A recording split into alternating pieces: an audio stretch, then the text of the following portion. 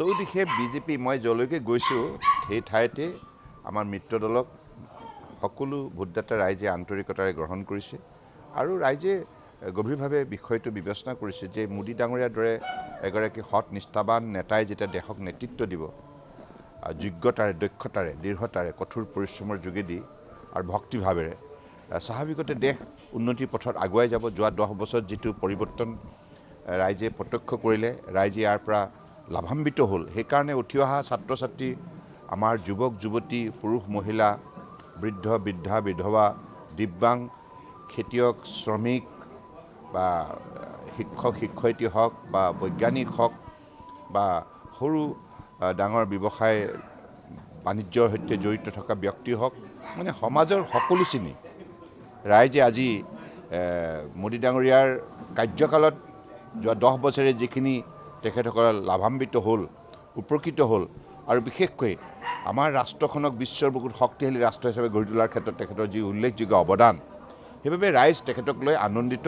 তেখেতৰ ওপৰত অগাধ বিশ্বাস আছে।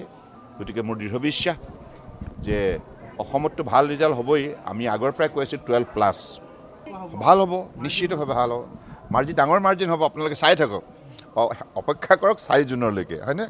এতিয়া আমাৰ প্ৰতিটো সমষ্টিয়ে যিখিনি আমি এতিয়ালৈকে খবৰ পাইছোঁ আৰু তৃতীয় পৰ্যায়তো এতিয়ালৈকে প্ৰচাৰ সভাত উপস্থিত থাকি মই নিজেও যিটো দেখিলোঁ ৰাইজৰ সৈতে মত বিনিময় কৰিলোঁ। ৰাইজে কৈছে যে আমি অলৰেডি সিদ্ধান্ত লৈছোঁৱে, আমাক উন্নয়ন লাগে, শান্তি লাগে, সমন্বয় লাগে।